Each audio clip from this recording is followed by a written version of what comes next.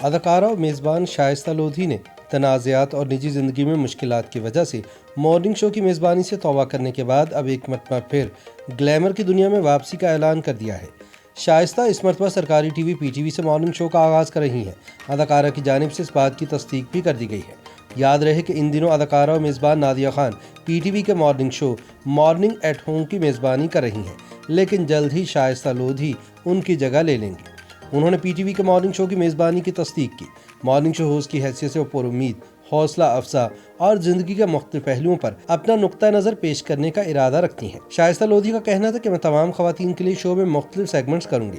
میں نادیہ خان کے مداحوں کا بہت احترام کرتی ہوں جو مارننگ شو دیکھتی ہیں۔ میں نادیہ خان سے پوری طرح متفق ہوں۔ میری خواہش ہے کہ میں نادیہ خان کی طرح پرفارم کر سکوں۔ وہ بہت ذہین اور بے مثال ہیں۔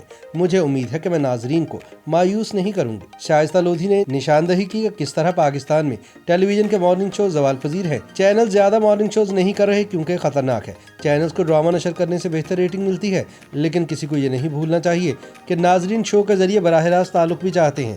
میزبان نے کہا کہ پہلے سے ریکارڈ کیے گئے شوز کے مقابلے میں صرف ایک لائیو شو ہی ناظرین تک کچھ چیزیں پہنچا سکتا ہے۔ خیال رہے کہ بہت سے چینلز پر مارننگ شوز کی میزبانی کرنے والی شائستہ لودھی ان تمام خواتین میں کافی مقبول ہے جو ہر صبح کا آغاز مارننگ شو دیکھ کر کرتی ہیں۔ شائستہ لودھی نے ماضی میں گڈ مارننگ اور اٹھو جاگو پاکستان سمیت دیگر شو کی میزبانی کی اور نت نئے ٹرینڈز کو متعارف کروا کر اپنے شوز کی ریٹنگ کو بڑھایا۔